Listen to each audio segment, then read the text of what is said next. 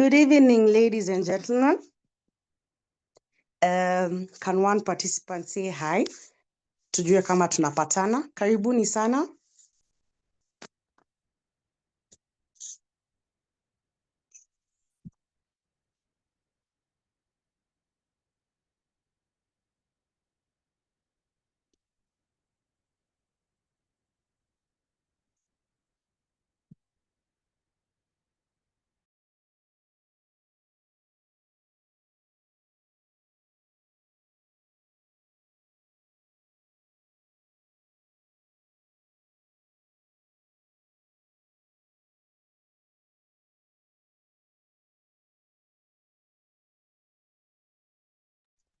Thank you, Judy. Karibuni sana to Kenya Medical Association, Wednesday, the 19th of March, 2025 webinar. This is being hosted with collaboration to the ICEA Lion Trust Company, and we're privileged to be having their CEO, Chief Executive Officer and Principal Officer of the Trust presenting to us Family Wealth Beyond Generations. So karibuni sana participants, tukubaliane one or two things on housekeeping. We will keep all our mics muted and allow the speaker to share his screen and share with us his slides. Any concerns or comments, including connectivity issues and clarity, or comments, additions, subtractions, omissions, lakini tusilete makasiriko mahali tumekosana maybe na kampuni mahali. Will be shared in the chat box, and as time goes by we will see whether we'll have enough time to have one or two come in. But please, the team is here led by the CEO and his team, and they're here to take down all your concerns as we go on. So just let's give 3 minutes for all the people to log in from both KMA team, our esteemed attendees, and our hosts. And then at exactly 5 minutes past 7, the next 2 minutes, we will do a brief introduction of the speaker as we go on. My name is Dr. Jacqueline Komboka. For this meeting, you can call me Dr. Jackie, and I'll be your moderator for the evening. Karibuni sana, we are more than happy to have you here. So, hii dakika mbili, tafuta maji yako, plug in your phone, wenye wako ushago kama sisi stima ishapotea, switch on your data, so that we have a very insightful moments. Karibuni sana, all the 55 of you, 56, 55 and rising. We are so happy as KMA to have you here.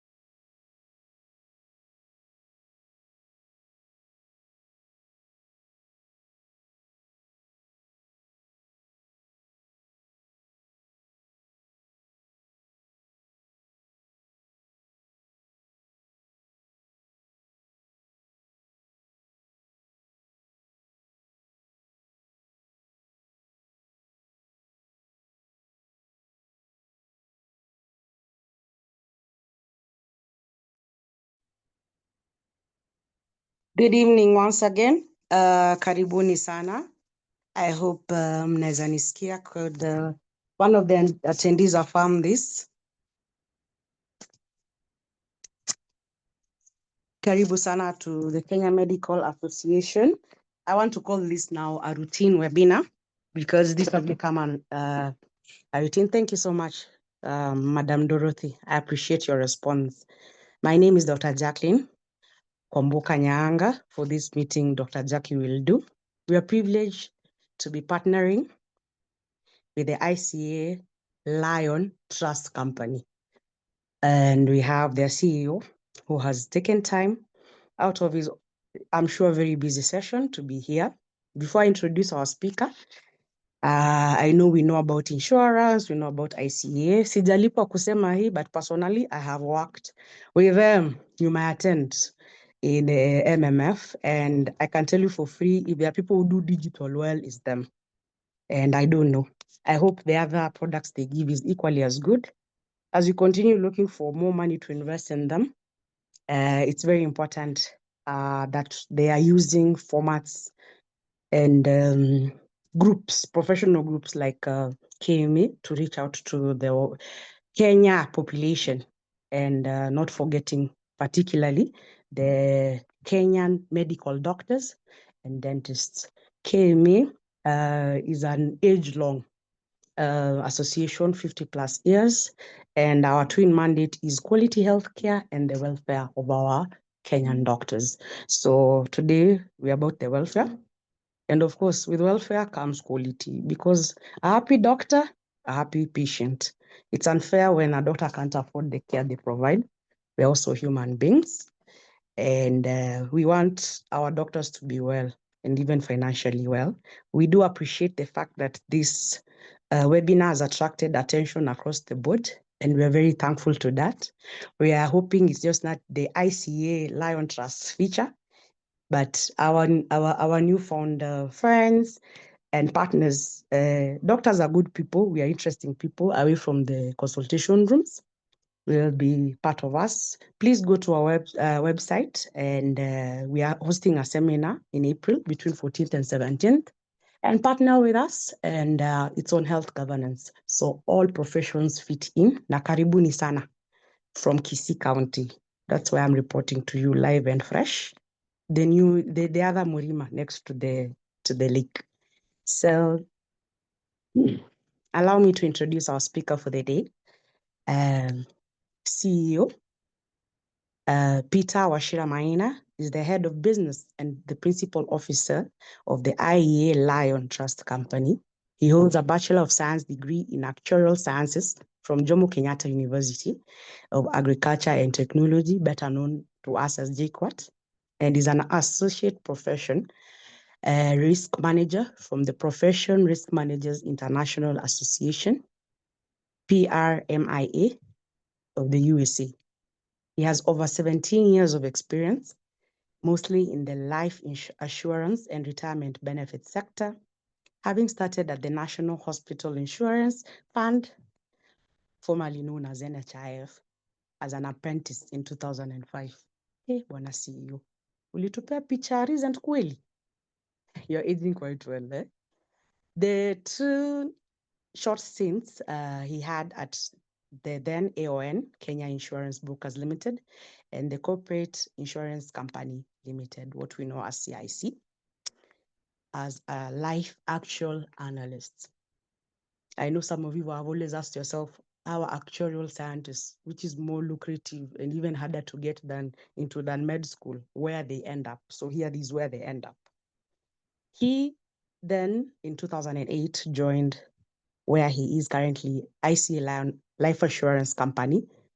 I believe is an affiliate, as a business development officer, and left in 2015 to join Continental Reassurance Group as a risk and compliance manager. He later came back to ICA Lion Group. I told you ICA what was good. People are coming back in 2018 as a business development and client relations manager for the trust company. I hope you're getting the differences.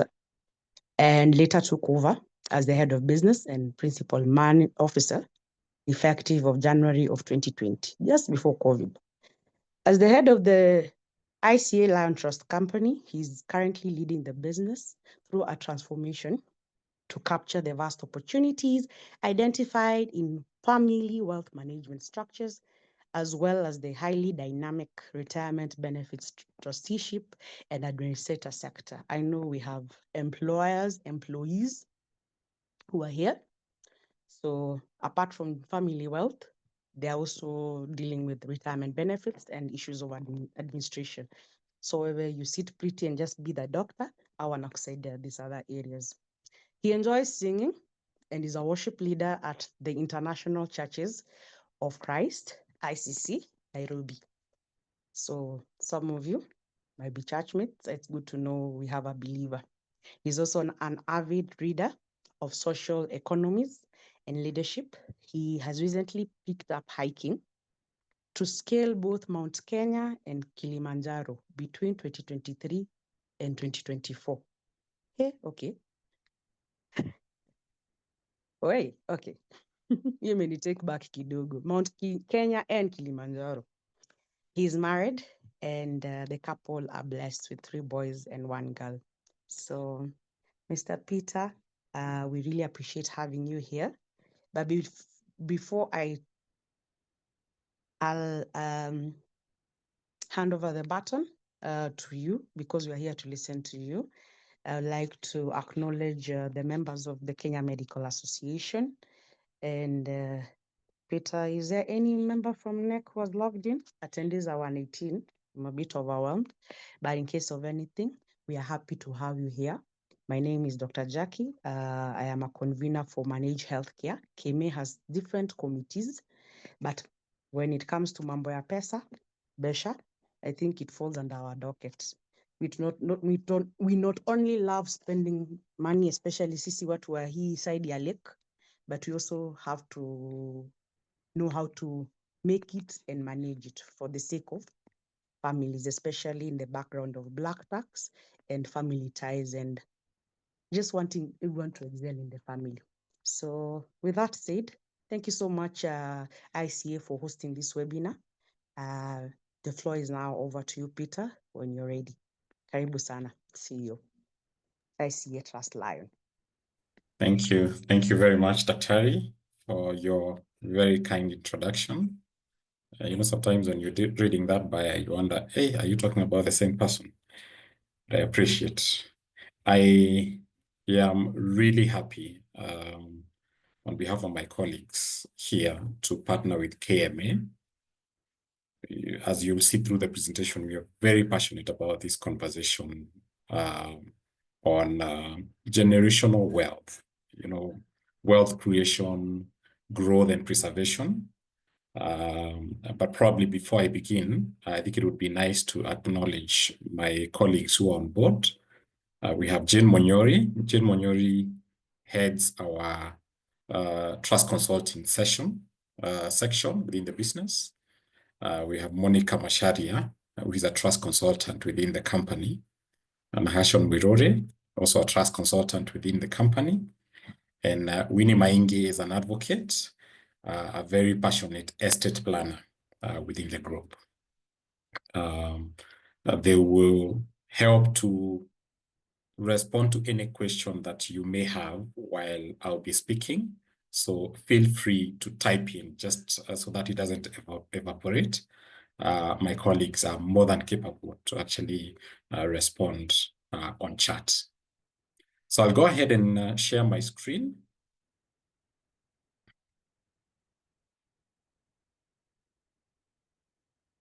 Harry, let me know when you see my screen. We can see your screen. Thank you, Peter. Fantastic. Thank you very much. So we are talking about building generational wealth. But I want to just do a brief introduction of who we are as ICEAL Lion. ICEAL Lion Trust Company. Most people know us for, when you hear ICEAL Lion, you think of the insurance group or the insurance businesses. But ICEAL Lion actually is a group of 4 main business lines, 2 of them being insurance businesses, a long-term life insurance company, the other one being a short-term general insurance company. We're also one of the leading providers of asset management investment services. And the company that I lead is the trust company. and I'll be basically discussing through one of our most lucrative solutions, which is estate planning. So I want to begin by just this proverb. As you've heard through my bio, I am a Christian, and there are some fundamental truths that I have come to be very convicted of. And there's this proverb that says, a good man, and I always believe a good woman, especially in our generation, leaves an inheritance for his children's children. That proverb is very specific, that the inheritance that we are charged to leave behind is not just for our children, because we will see them grow up, we will probably take care of them, take care of all their needs.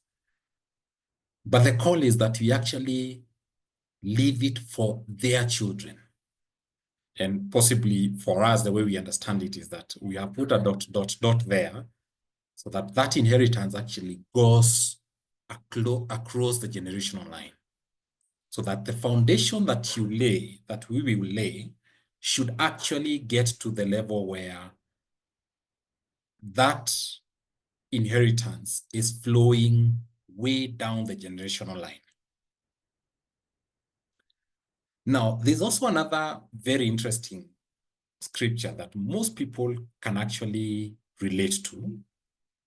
In most cases, we know it as the conversation around there's a time to be born, there's a time to die. There's a time for this, a time for that. And the scripture lists a lot of things where we see that there's a time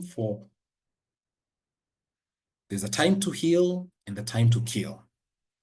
If you read down there, it also says that our Creator has made everything beautiful in its time. When I read these, after I started doing what I do now, the next phrase really caught me, because it sort of brought out these fundamental truths that are very practical in everyday life, where it says that he has also set eternity in the human heart. Every person that I interact with, especially when you're talking about generational wealth, there's a very strong conversation or mindset around the heritage that we may have received from our forefathers or our parents, but more so the desire to leave a lasting legacy. And we normally find this to be a very fundamental, practical need that all of us have. And the conversation would be about how do you then achieve that? How do you create a lasting family legacy? And especially, what is it that we see in our daily life that may affect or may threaten that? Because the whole conversation is about empowering us who are in this generation, but also laying the foundation to empower every future generation on this very important gift, the gift of the right choices that they have to make around their family, around their wealth, around their engagements, around the practices that they will engage in, so that those choices are actually directed towards establishing that lasting family legacy. So this conversation basically is about that. It's essentially the art of family, protecting the loved ones. I want to stop this and probably share a different screen just so that we can go together. Just bear with me. So it's the art of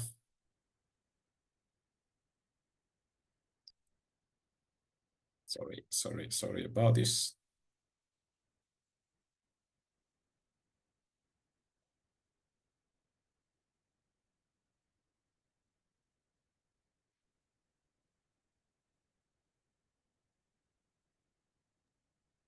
We can see your screen. Thank you. Okay. All right. Thank you. My screen seems to be misbehaving by showing me part of the Zoom settings. I'm hoping that I'll be able to overcome that.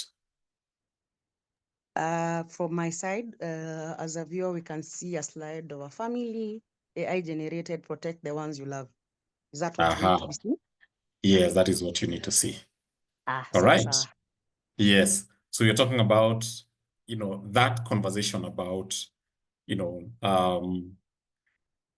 empowering the future generation.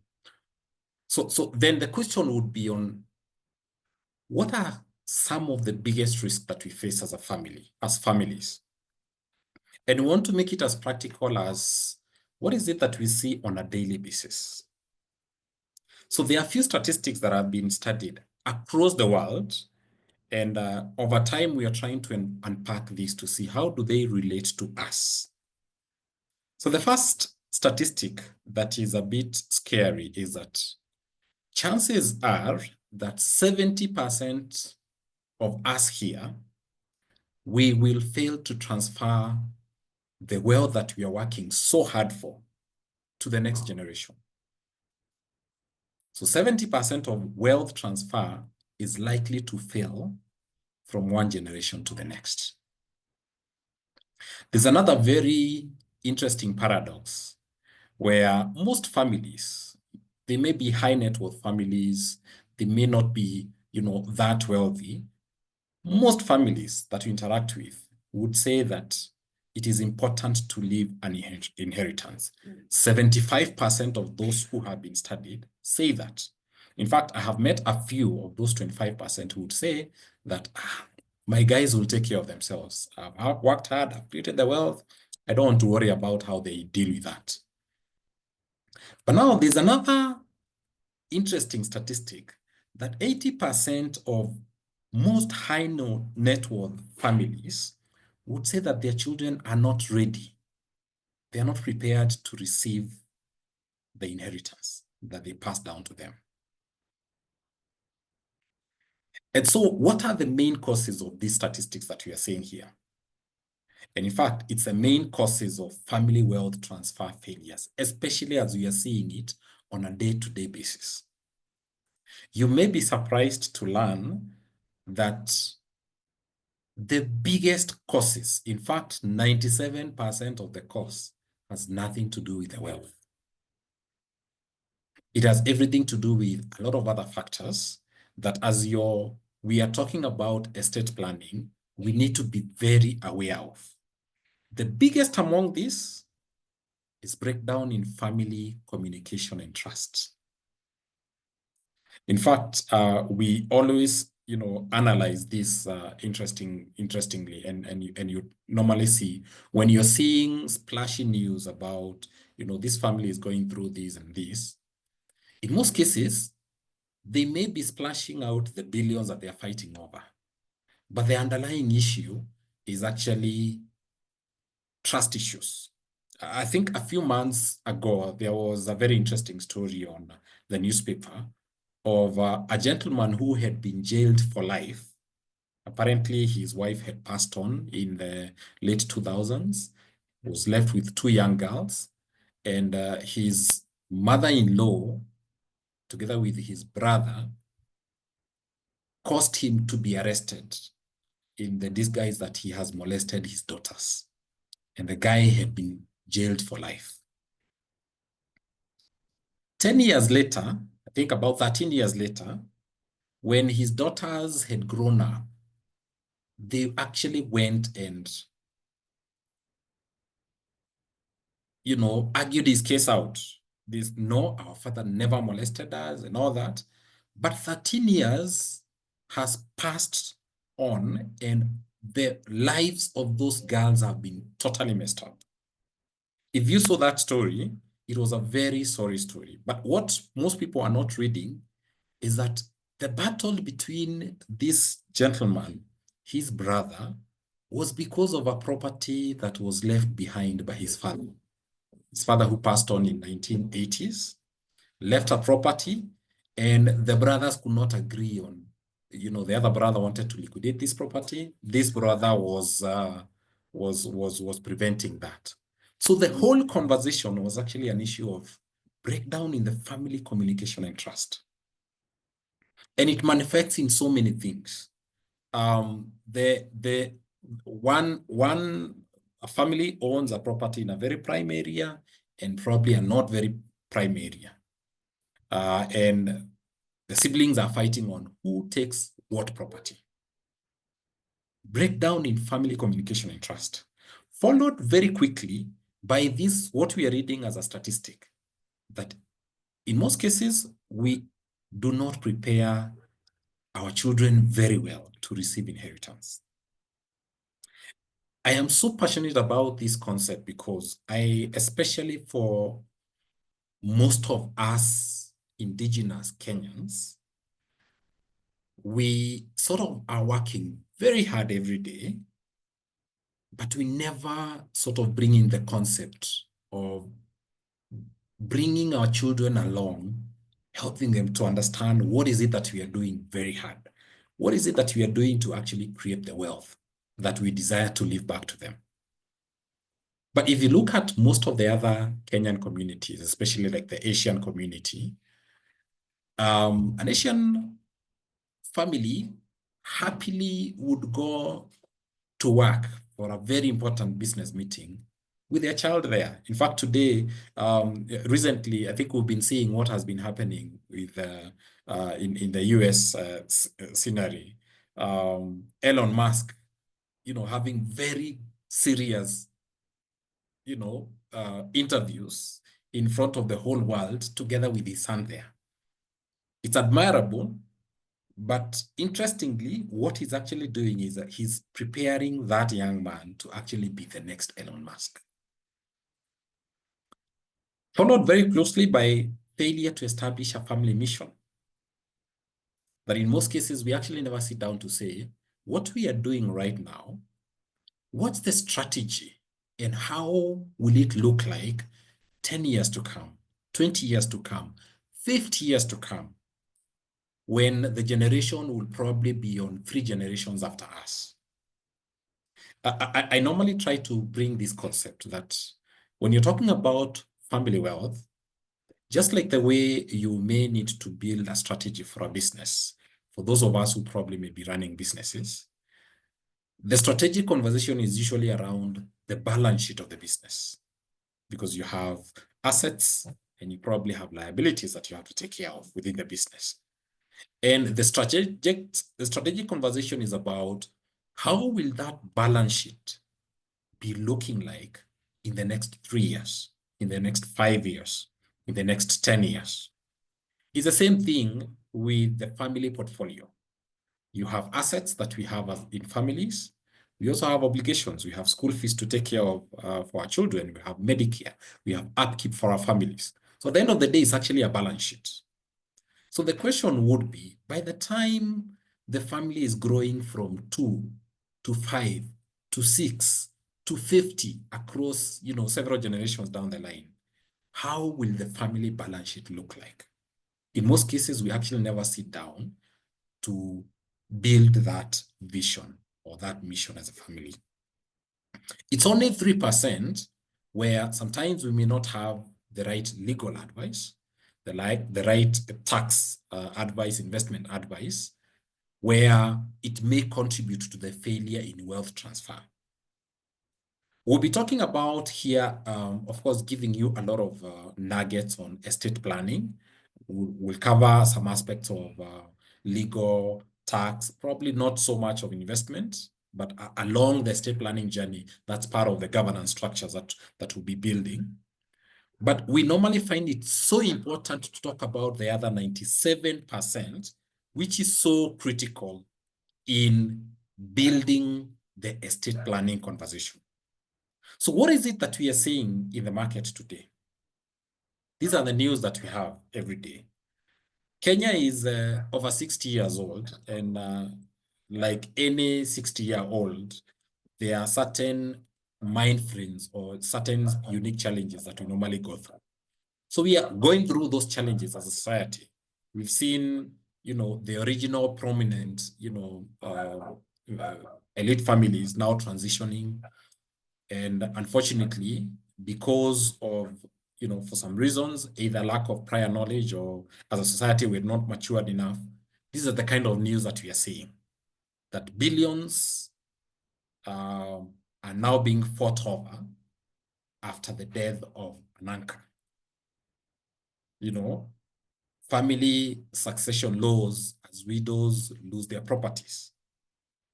These are the kind of news that you're talking about, and they are very common. Interestingly, you may think that these news relate to billionaires, but we're actually seeing the same stories happening with families that have almost nothing. I mean, we are seeing people hacking each other to death because of a quarter of an acre, or because of, sometimes even just a few shillings. So the conversation is actually more, not just about the assets, but about the whole society. And what we want to actually bring out is the whole mind frame around family wealth preservation, succession planning, and especially some of the structures that we may need to put in place to facilitate that. So what are some of the things that we may need to consider while you are planning for generational wealth? So one important aspect that keeps coming out, and again, this is not just in Kenya, it's actually a global phenomenon. The rule we now call the third generation rule, where we say that most families, whether they are wealthy, and especially the wealthy families, are likely to lose their wealth by the third generation. We'll see some examples later on. And how do you sort of explain this? In most cases, it's actually because of the structure of the family. If you consider, for example, yourself, the first generation, in most cases, the first generation is usually the creator of the wealth. They're the people who probably started in a lot of hardship. They really worked hard. They made all the sacrifices to create the wealth. They went through all the struggles to actually build a sizable estate. In most cases, their children who are now Gen 2 may not fully suffer the way they suffered, but they may have seen the struggles that their parents went through to create their estates. Unfortunately, in most cases, if we don't lay down the right foundation, the third generation, who are now the grandchildren to, what you may refer to as the first generation, in most cases will be born when the wealth has already been established.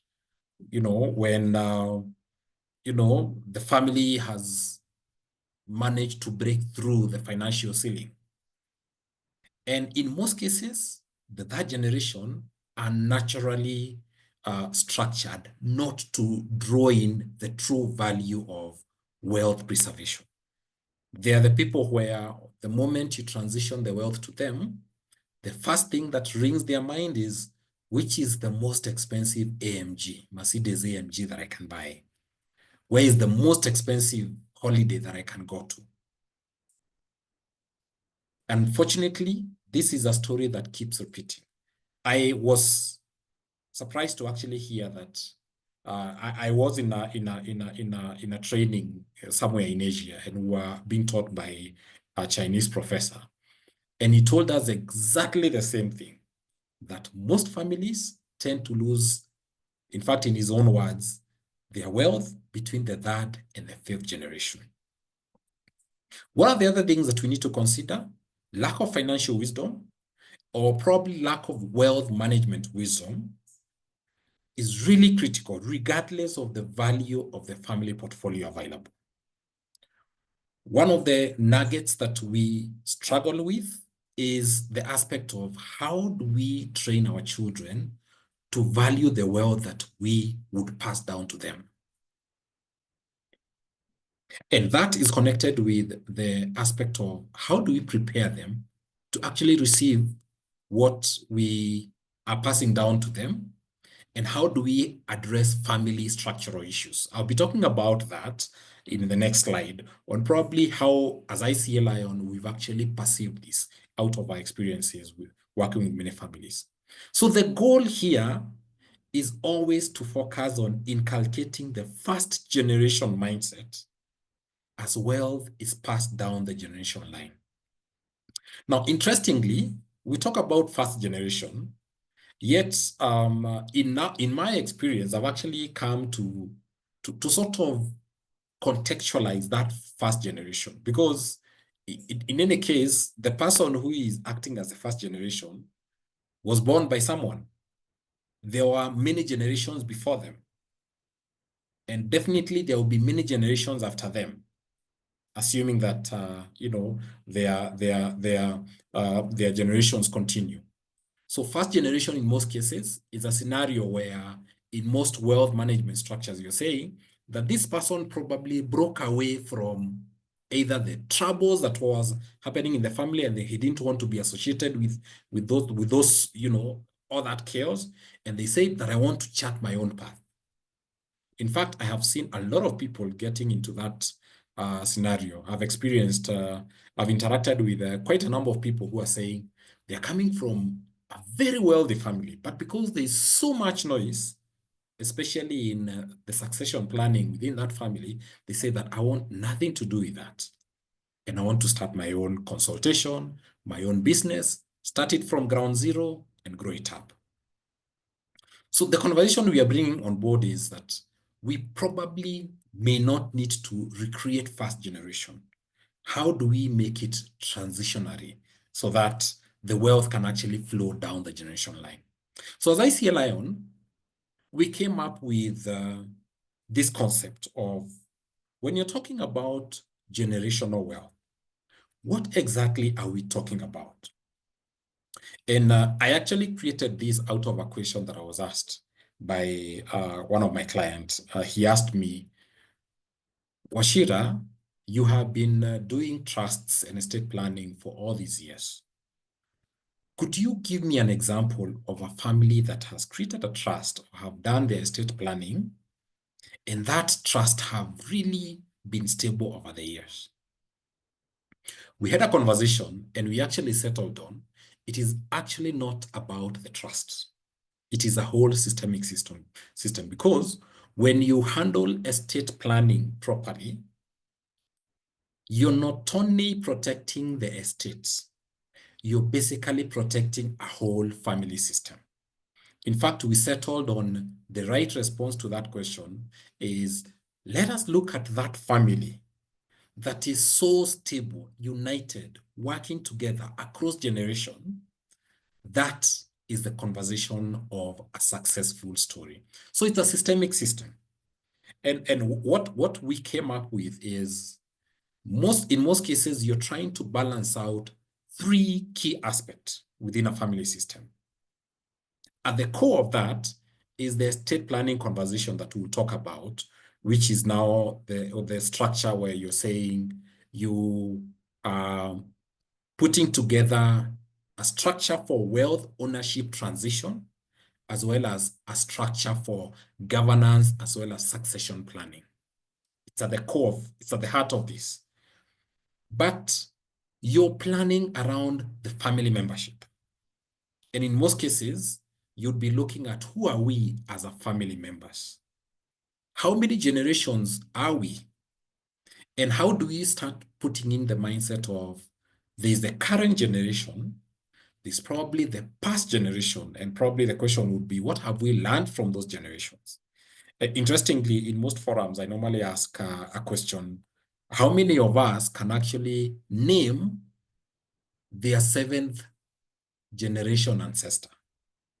Saying that you are generation 0, our parents Gen 1, grandparents Gen 2, up to 7 generations behind. In most cases, most people can actually not name beyond 4 or 5 generations. In most cases, because there's very little that may have been passed down from the past. So when you're thinking about this, one of the things that you're thinking about is that, who are we as a family? How many generations are we today? Because in most cases, many families would be 3 or 4 or 5 generations at any one time. And that generational, grouping keeps moving across. How do we relate with each other? How are we connected as a family? And especially in a generation, in a setting, in an environment where we are now becoming a global society.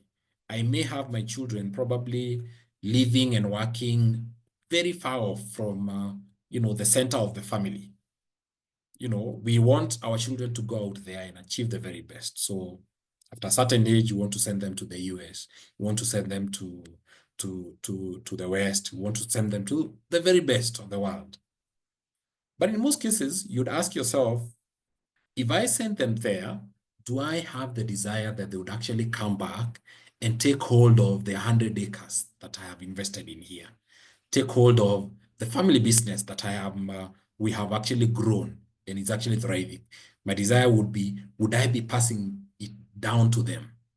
What is it that I will do to make sure that they actually understand or they work together as family members or they are connected with the family system that I would want to leave behind for them?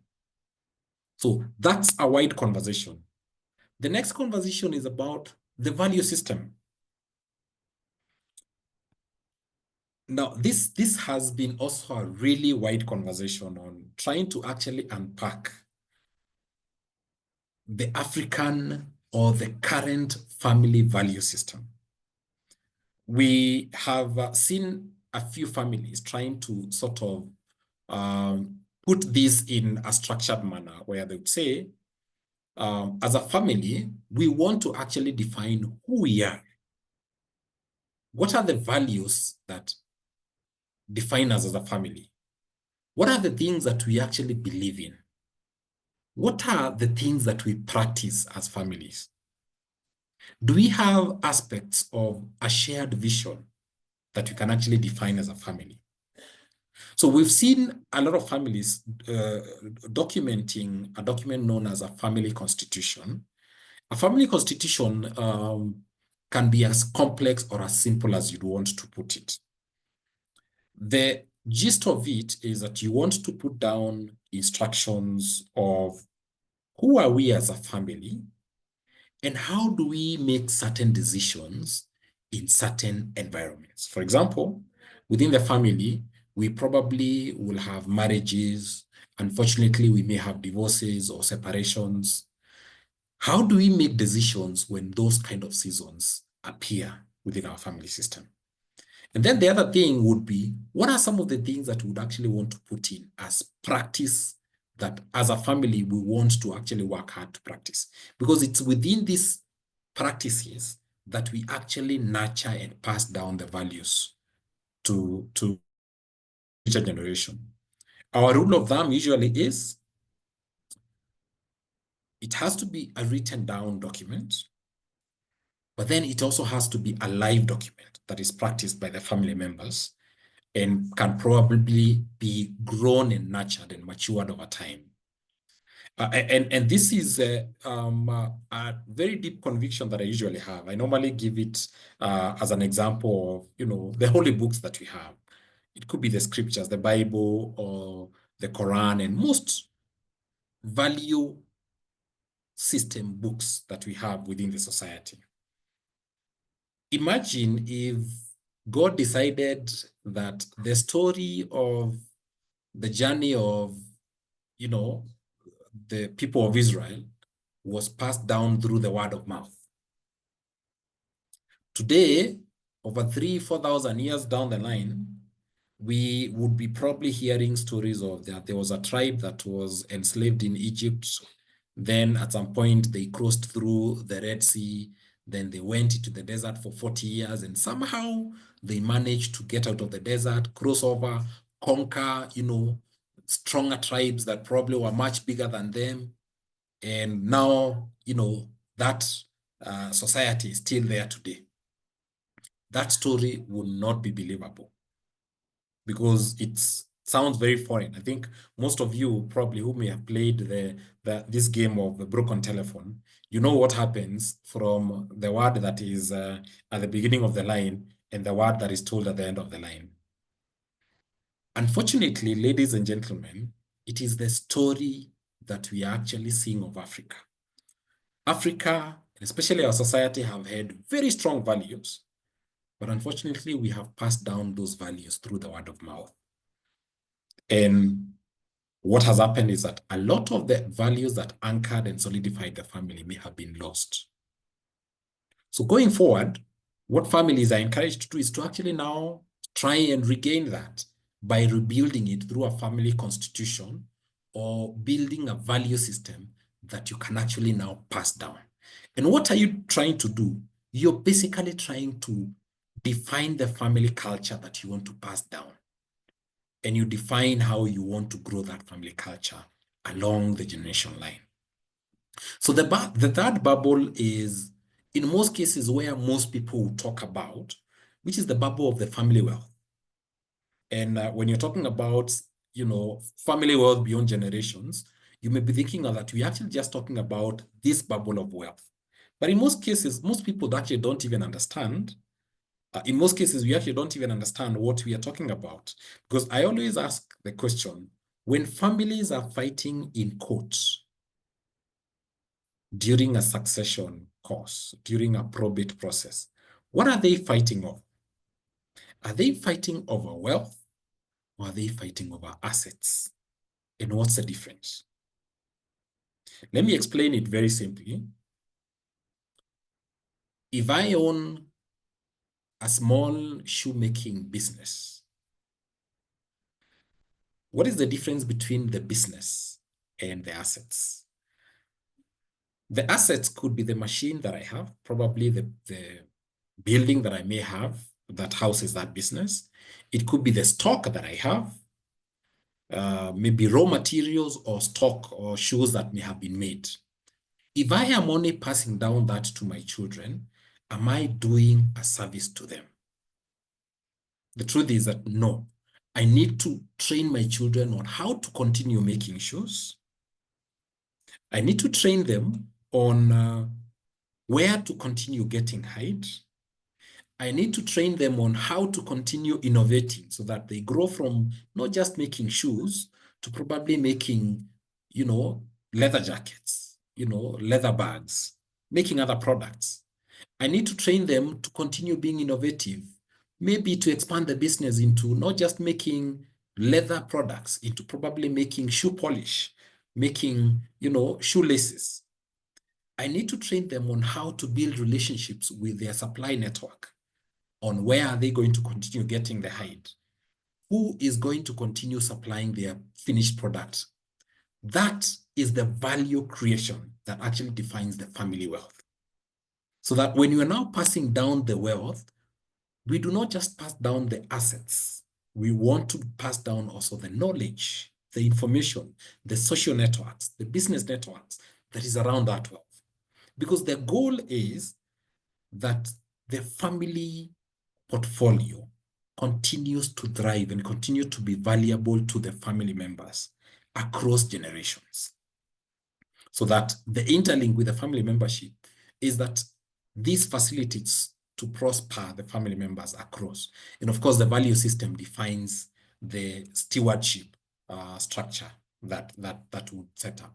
Of course, at the core of this, which is now the last part of what I will be talking about, is the estate planning. But we always find it very valuable to actually contextualize this so that when we are now talking about estate planning, we get to understand what is it that we are doing? Why are we doing that? And how do we do it so that it actually serves the real purpose that we want to achieve?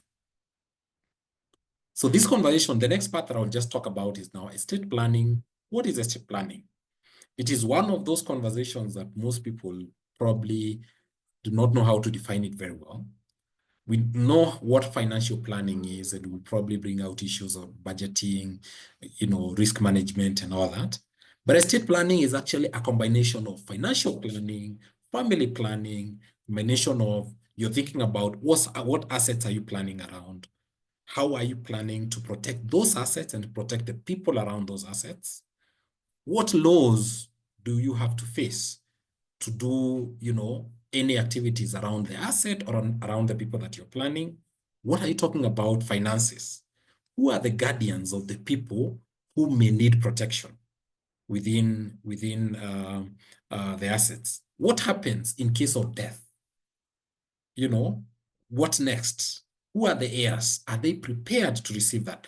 Estate planning is actually this whole conversation about all that, where you're putting together the process. It's basically the process of preparing for the orderly administration and disposition of your property during your lifetime and after death. And there's a whole legal structure that I will not go into that anchors the estate planning conversation. It's under the laws of succession, Trustees Perpetual Succession Act, Trustees Act. A lot of families have land, so the Land Act would come on board, Land Registration Act. There are issues around taxation that the Income Tax Act will bring out, the Constitution of Kenya. We also have the Sharia laws that will define some aspect of the estate planning legal framework. But what are we talking about when you're talking about the estate that you need to plan around? It is essentially everything that we own. It is our homes and cars, physical properties.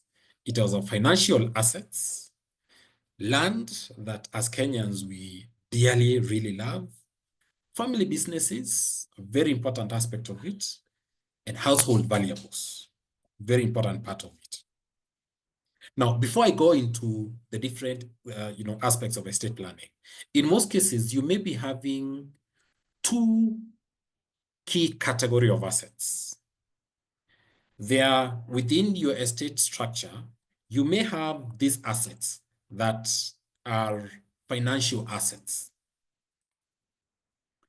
Financial assets may be categorized in form of assets that in case you exit, you have nominated someone who would receive those assets. Some of those assets could be like your insurance policy, your pension balance, your money market investments.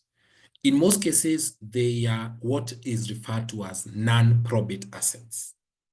Non-probate asset basically means that in case you pass on, those assets have already been defined on how they would flow to your nominated beneficiaries.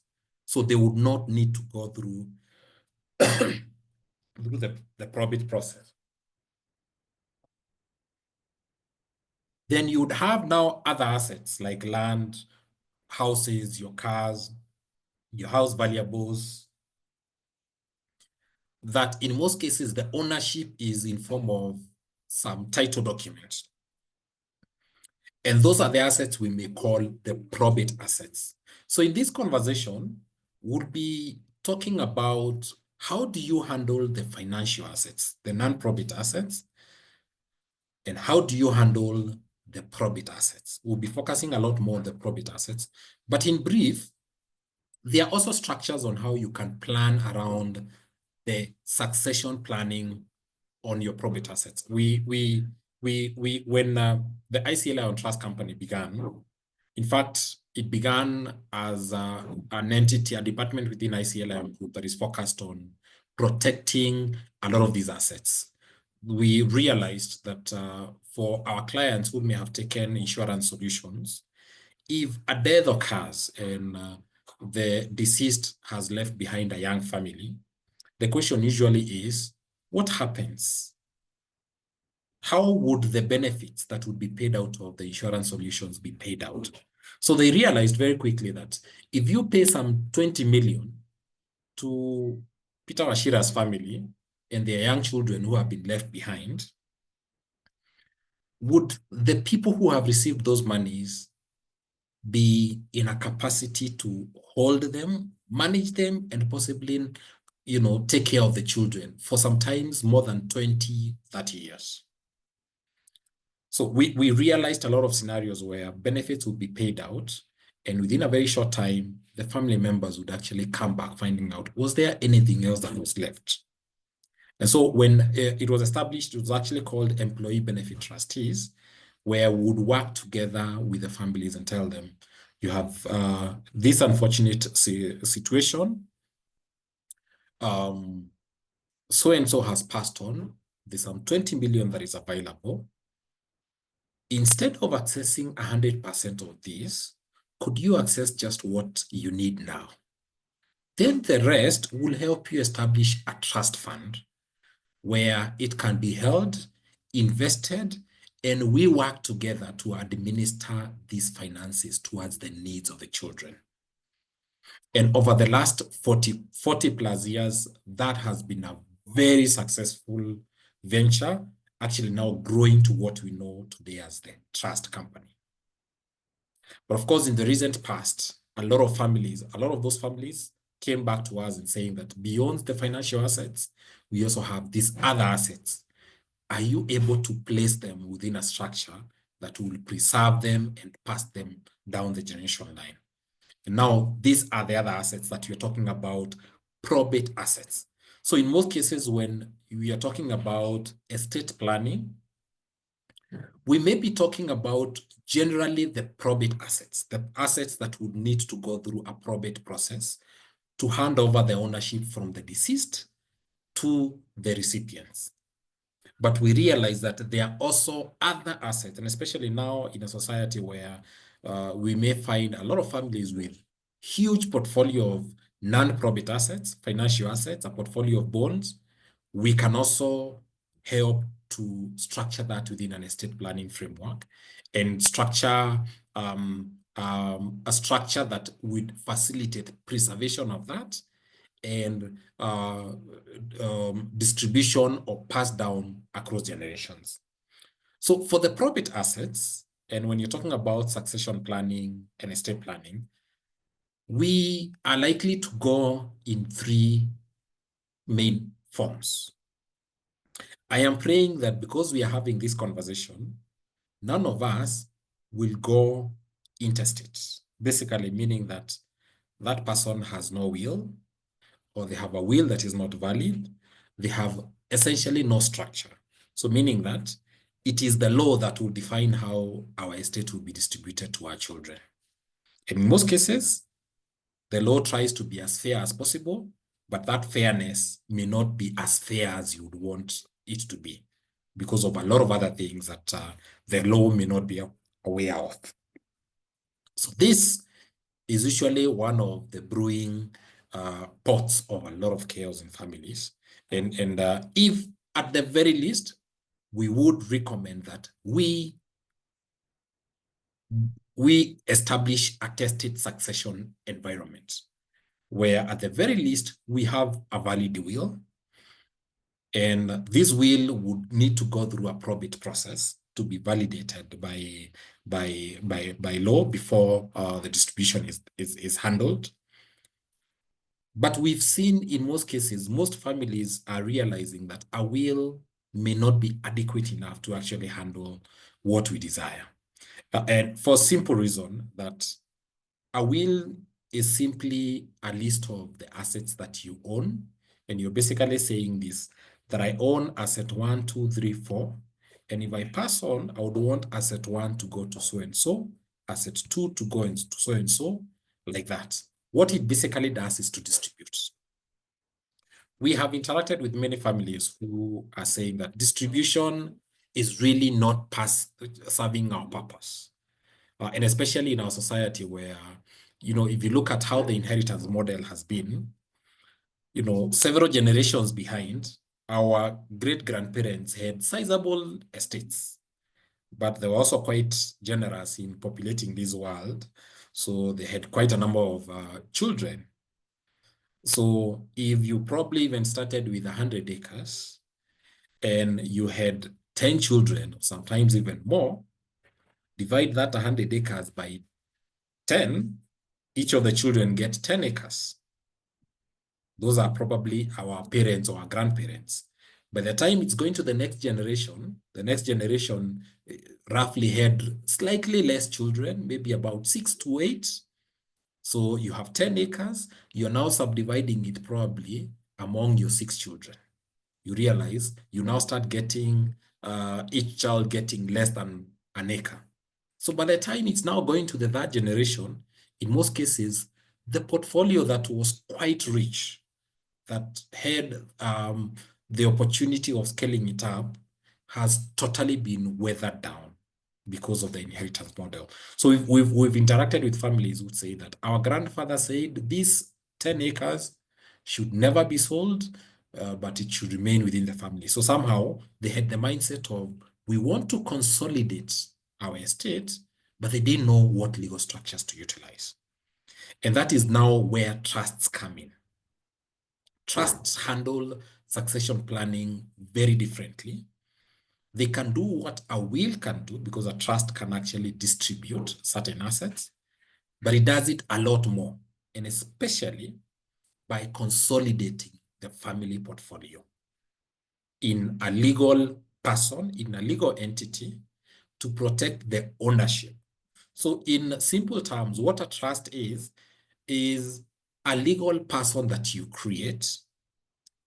You will get a structure that would give you a certificate of incorporation, but I want to explain the difference between a trust certificate of incorporation and a company certificate of incorporation. So in a trust framework, as the creator of the trust, you're referred to as the settler. So you're the one who will basically settle or found that trust. You would have a trustee whom you're working together with, and you would also define beneficiaries. Those are the people who need to benefit from the portfolio that you have placed in trust. And the law right now is very fluid in such a way that you yourself, you are allowed to be a beneficiary within your own trust. You can also be a trustee. In fact, we normally recommend that you also become a trustee, but you may also appoint other trustees. And especially, you may also appoint a corporate trustee that will bring on board immense capacity to help you unpack that. But as a trust, in case you pass on as a settler, unlike a company where if a shareholder passes on, that shareholding would need to be passed on to another shareholder. In a trust, the legal framework is very different, that once you pass on, the trust basically assumes a full persona entity, meaning that it becomes a legal person. And that is how trusts enable consolidation of wealth ownership across very many generations. So you can actually establish a trust, transition the ownership of your assets from yourself into that trust, define how that trust continues to own. You can define, as detailed as you would like on who would be the trustees, what the trustees would need to do with those assets and all that. And that trust would continue discharging that, practically for eternity without that disruption. And that is how a trust avoids going into probate, because the probate process is that process of you're passing on the ownership of assets from one person who have passed on to another person.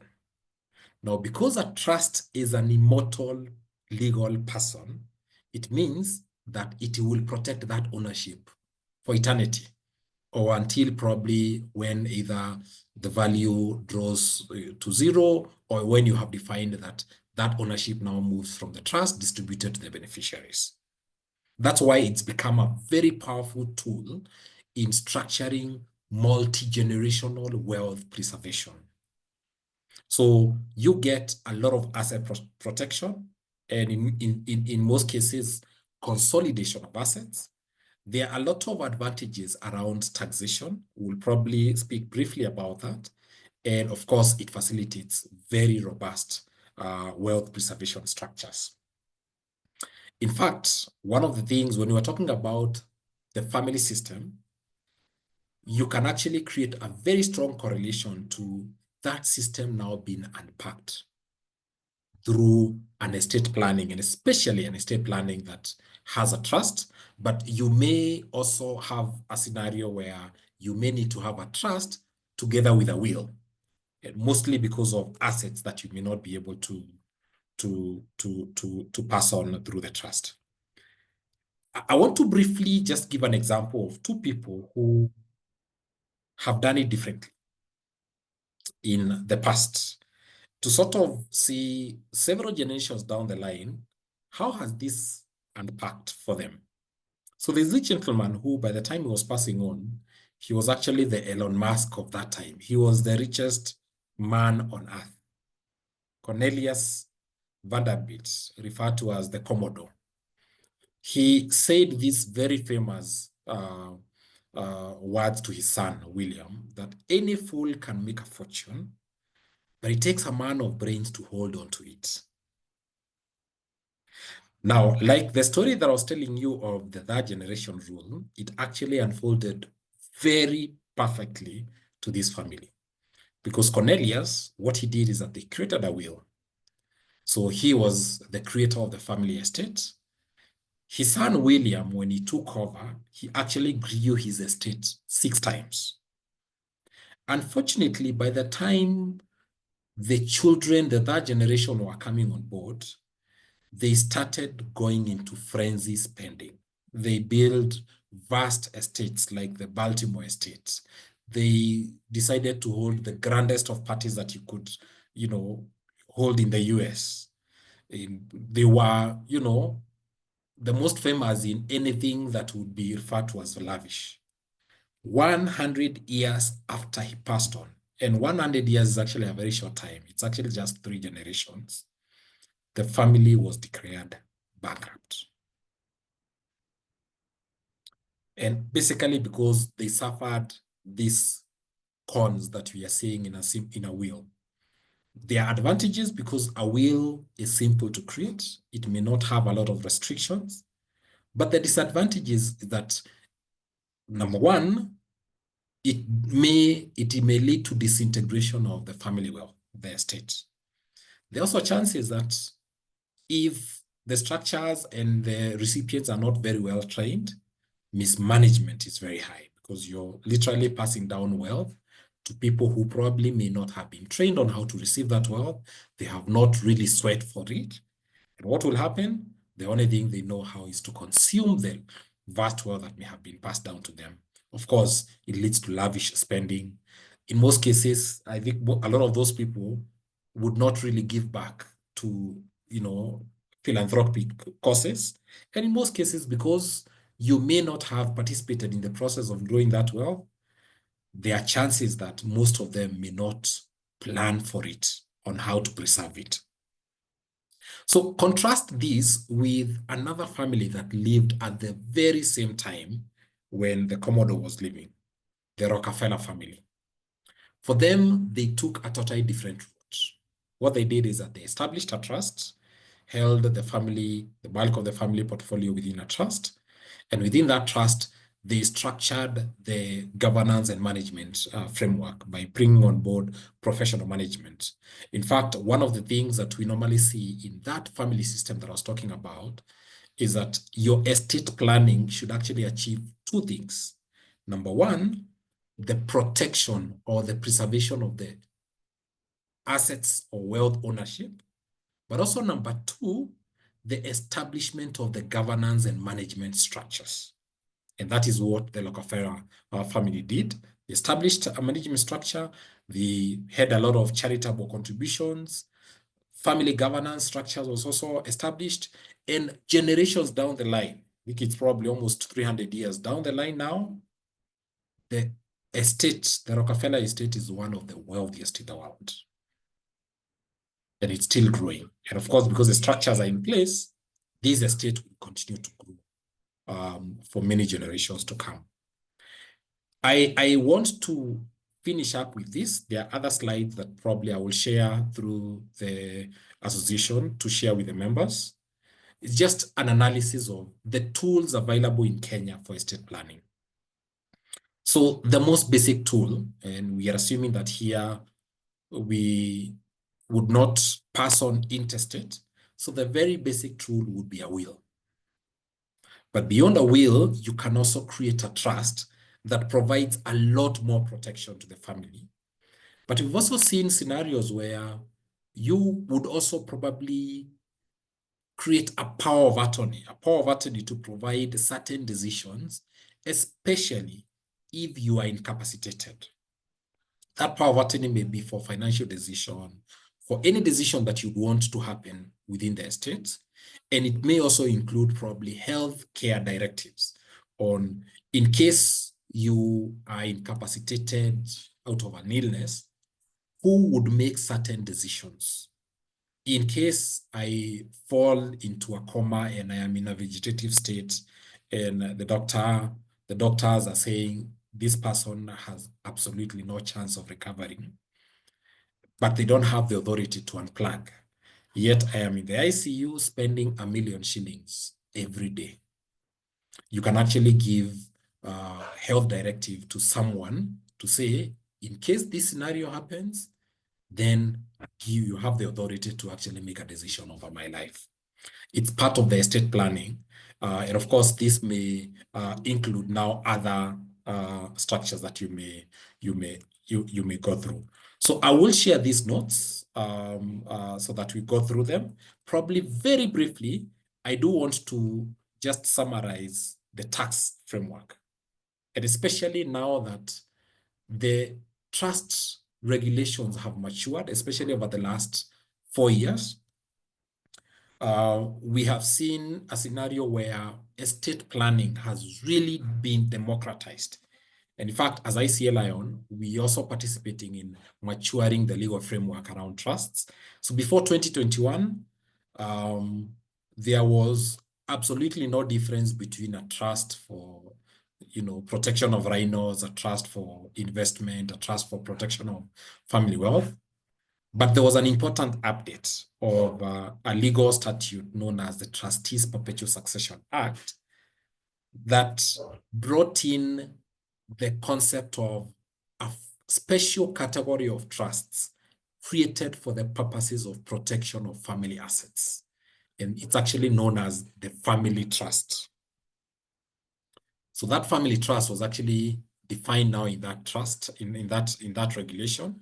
But it also paved way for now bringing on board certain tax privileges that families that would create a family trust would enjoy. One of the most important privileges that we have is that if I have created a family trust and I have property that I am moving from my name to that family trust, you do not incur certain taxes. And most important would be you do not incur capital gains tax on that transfer. You also do not incur stamp duty on that transfer. Then the revenue that is being earned from the estate assets flowing into the trust, because it's recognized as a non-trading entity, would not be liable for corporate income tax. But obviously, the assets themselves may be subject to taxation. In most cases, once the taxation framework at the asset level is handled, when the value is now flowing into the trust, and especially now when you are to pay to the beneficiaries, there would be no further taxation. Obviously, because the assets have been fully taxed, so the distribution to the beneficiary in most cases would be zero, would incur zero taxation. But obviously the tax framework keeps growing. And one of the things that we're usually very keen on is to make sure that we are up to date. So for any of you who would want to interact with us, to walk this journey with us, would be happy to actually share with you on a consistent basis any changes that are happening within the legal framework, be it now the structural framework, compliance requirements that you may need around your family trust, but also especially any changes in the tax framework that would be relevant to you. Very important, 2 last comments that I would make is there's a conversation usually about at what point should I set up my trust? You can set up your trust as a living trust, or you can set up the trust as a testamentary trust, meaning that a living trust is a trust that you establish now. You would walk the journey with that trust, making sure that you actually direct how it matures over time. And by the time you're exiting, it becomes a smooth sailing into the future. Or you may establish your trust through a will, where you say that you just do a will, and in that will, you're instructing the executors that instead of distributing my estate, I would want you to create a trust for the benefit of my children. I would always recommend, we always recommend that you create it as a living trust, for one very simple reason, that a living trust gives you immense opportunity to mature the structure of the trust. Because as a creator of the trust, you're the only one who has the authority to create the rules around the trust. And you're the only one who would have the authority to amend the core rules that you have created within the trust. So you may have created the trust now, and along the path you realize there's some clause that I put in there that is going to give trouble to my beneficiaries in the future. You have an opportunity of amending that. Or a clause that I have put in that may be abused by the trustees in the future, you have an opportunity to amend that. You also have the opportunity of bringing on board the key stakeholders, especially within the family system, that needs to be involved in that. We always recommend that the earlier you begin, the better the opportunity you have to actually structure and mature that framework so well, so that by the time you're transitioning, it is just a smooth transition into the future. So thank you very much. I always end with this, that I believe, just like we talked about, the desire of almost all of us to establish that lasting legacy, the goal is that we will not be here forever. But my prayer and my hope that we will do something to establish something that will, and especially when you're talking about generational wealth preservation. So thank you very much for listening. I will leave this slide on. You can reach out to us through that email address, trustconsulting@icallion.com or trustcompany@icallion.com, or you can visit a portal that has a lot of this information, mileletrust.icallion.com, and we will be happy to interact with you and begin this journey for you. Thank you very much. Dr. Jackie, I apologize. I took a little longer than I had hoped, but I hope this was helpful to my listeners. Thank you. Hey, thank you so much, CEO Peter. When I saw the topic, I was, yada. Anakuja kutuambia nini? Wow, you have blown my mind. You have made me listen to, and perception very different about family generational wealth, that even the little we have, and real life stories. I thought you were going to talk about billionaires here, but it's the local man. So thank you so much, Peter, for finding time together with your able team and choosing us as your partners to deliver this message. We have hit, at the highest, we're about 217, give or take, but also engrossed in the conversation. I didn't want to miss anything. So all of us can start our trust, from the Rockefellers to the fellas in your home. It's very sad that as you are talking about this, I tell you, Kisi, we're in the middle of a blackout because of the hills and the whatever. Already showing penye niko sina generator. I need to do better for myself. But even with the little we have, I have already chased away my 10-year-old. Talk hapa unapiga kelele. You see, this is where we go wrong.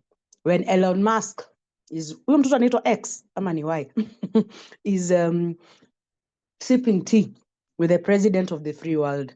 So that's where we already go wrong. This is actually a talk we should have had with families.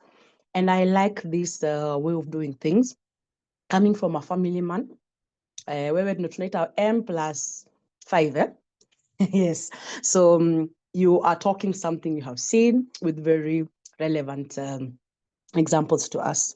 So karibu sana to our attendees. This is KMA. As you can see, we are as diverse as it comes, and we believe in the welfare of our doctors, as also we ensure quality healthcare.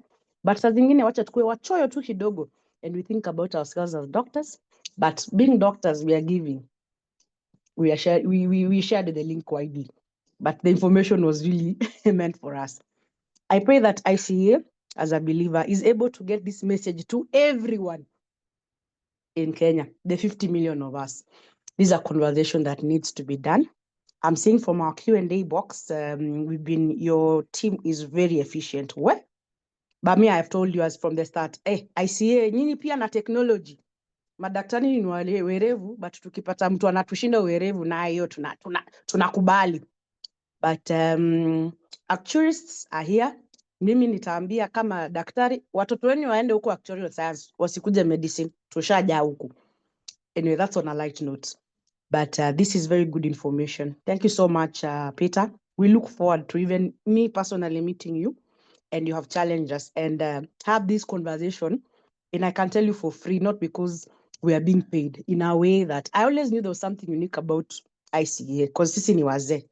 We used to take insurance ya gari too because it's a it's a legal requirement in Kenya. But you have opened up to our minds that even I can have a Rockefeller trust in my home, and it can go to ages.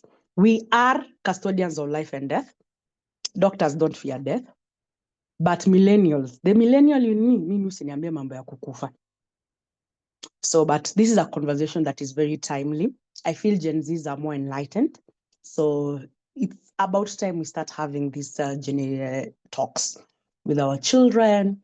And what I have left with this is to involve our children in everything we do. I will just, as I hope your team is wrapping up pale kwa Q&A, I believe before I take it back to you for your last comments and reassurance that you'll share the recordings with us, is that a 19-year-old mother has passed on, has left Hefty. He was very confident that he has the mother's ATM card. This is something that happened less than a month ago. I don't want to go to too many details because of the oath, but iwe funzo kwa sisi wote. Let's not wait for examples from Rockefeller. Tuanze na zizi zetu, what we see every day as custodians of life and death. So, immediately we notify as human resource of the employer. We notify the bank and the account is frozen, pending succession orders. And it was a sad situation. They were helpless. They were really helpless. And our children need to be empowered. It's never too early to say. 19, huyo ni mtu mkubwa sana. That's a voter. But for me, as a mother, I saw a small boy. I saw my little girl in the next 9 or 8 years, if I'm to leave Earth, crying out loud. It was chaotic. And do you know who was actually disinheriting them? The younger siblings who this woman has taken loans over the years to educate. The brothers to the mother. Me, I have seen baba akikufa, ndugu za baba wakifanya hizi vitu, but I have never seen maternal uncles do this. But we are learning every day. Then remember, now in this, I'm a feminist and I'm a proud one. I'm a woman. Peter, you are a man. You'll never be a woman. I will never be a man. We are now leaving wealth to our daughters. Where I'm married for the last 13 years. My 80-year-old aunt-in-law inherited her father's estate. Waliuza hizo shamba. Peter, I was shocked. I was 28. I was like, oh my God. Now waligawana to the last cent. 4 wives, each with 10 kids. I even remember us getting our portion. Ilikuwa pesa mzuri, tulinunua taya za gari mbili. And we don't, doctors and the big cars, Subarus and the legs. Because we have to be in places very fast. Another thing, let your children in those boardrooms. I'm headed to a high-profile meeting. My daughter has asked me, why have you never taken me to those high-profile meetings? I'm like, kunanyesha, na tunaenda hapi na mtoto. But we've been challenged. Let them not just hear you are friends with Elon Musk, with Trump, and then they come to see Trump and Elon Musk during your burial, then they lie, they'll pay their fees, and that's it. So let our children enjoy us and everything we represent in our networks while we are alive. Consider us challenged. Back to you, Peter. Utuambie kama hii presentation ni proprietary rights, ama you will share with us in our emails. Thank you. Thank you. Thank you very much, Dr. Jackie. We will certainly share these slides with you. We are happy to share this knowledge with all of you, with everyone within the KMA network. But we're also happy to share a lot more that probably may not be on the slides. If you have other questions, my colleagues here will be more than happy to actually engage with you and support you, even probably the conversation on where do I begin. You know, some of these trusts are actually free to set up if you only have financial assets that you want to protect. But if you have now a lot more complex assets, the cost is actually less than a 1 week's holiday that you would go for in Mombasa or Dubai to actually lay that foundation that will set up your family for many generations to come. So that definitely will be happy to share this knowledge with all of you and happy to engage for those who would want to probably take it further from here. And thank you so much. We are really proud to be associated with KMA and especially in the conversation that is towards the welfare of our doctors and our health practitioners within the country, and of course anyone else around your network would be happy to actually share this knowledge with us. We actually preach it as if it's a gospel, like you're saying. I think everyone needs to actually understand that it's very simple and very easy to actually protect your family, and it may actually make the difference for hundreds of years to come by probably making the right decisions through estate planning. So thank you very much. Really happy to continue to engage with you. Yes, Ujasema, you were impressed that doctors can have such a forum, and you look forward to partnering with KMA in future to reach out to the Kenyans and I beyond. do. Ni Thank lazima you. I was useme, ni afraid. kama kiapo, you have to make a promise in public. You see a boardroom. And this is a promise that I make, Dr. Jackie, that I will continue to be an amicus. They're called amicus what? Of the Curie. Doctors Association. Yes, your Yes, amicus curie. amicus Yes, curie of the Doctors Association. yes, You have protected us in many ways. Like you're saying, yes. you're the custodian of life and death. I think we also want to give back by making sure that we also protect you, not just for Right. now, but for future generations. So very In happy my to engage yes, and in my help you. capacity as Dr. Nyanga, A8258 of the Kenya Medical Practitioner and Dentist Council, practice in Kenya and Kisii University in particular, I admit you as amicus curie to the life sciences. And welcome to the life scale. Hapa, we're all about life and death. Ikikuja tunakubali. We treat and the Lord heals. So thank you so much to our attendees. Thank you for your amazing team. Mr. Peter, I don't know whether you know you're blessed. They've handled things so and made my life as a moderator very nicely. I love scientists, I love engineers, lawyers. Sijui ni kwa sababu wavelengths ni karibu same. And I've been marveled. Lakini kuna kitu umefanya makosa. Mbona umeguza Mombasa na Dubai? Umetumwa? Do you have access to our passports? Lazima tutembe. Unapo sasa, just say we play as hard as we also work. Those are the two places I know Kenyans access with ease, because Dubai unafika tu bila stress. Unaandika tu wewe ni housewife and they give you a visa. Usiseme daktari, they'll think you're going to steal their jobs. So anyway, as you've said, maybe this year we try. And instead of going to Dubai, we start up with a start. Kidogo kidogo, inajaza kibaba. And let's not fear having these conversations. So we hope that your team will be able to share all this. And on behalf of KME, we would like to, there are questions, Janet, that have just come in, and I believe some are quite confidential. Let's just keep them. And maybe the last question at the Q&A. We respect people's privacy. We are custodians of secrets. We can have our team members keep it and be able to answer our last question from an IC so that we keep everything true to your word, Mr. Peter, and that's why you are a CEO. 8:30 it is. Thank you very much. Sasa wacha sisi tuingie kazi, for us who are night runners by profession. So thank you very much on behalf of KMA. We look forward to more of these meetings. We look forward to hosting the Kenyan population and all our colleagues, affiliates, partners, friends, and family. And thank you for supporting us. Imagine having this and you not logging in. So thank you very much for everything. Thank you, Peter, for preparing an awesome presentation and actually answering questions and enlightening us. I can tell you see AI generated. This is something that has been thought through, and it's really at the opportune time. So thank you very much. Keme, we are very versatile.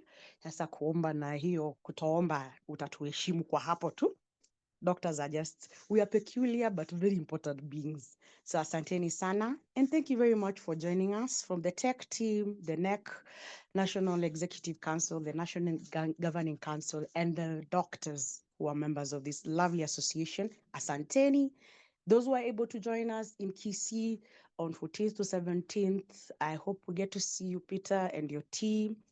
Tuongee hivi tu one-on-one and see how we move the country forward. We are now movers and shakers. Si Nyikal peke yake, hata kina Nyaanga tuko hapa. Upcoming politicians. We shall exist in all spaces. Si theater peke yake.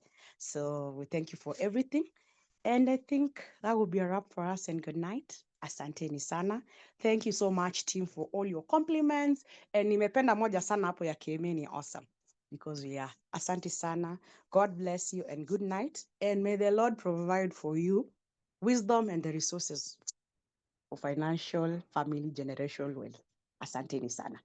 Thank you. We can leave at your own pleasure, but I think we'll be closing up the link as soon as possible. Thank you.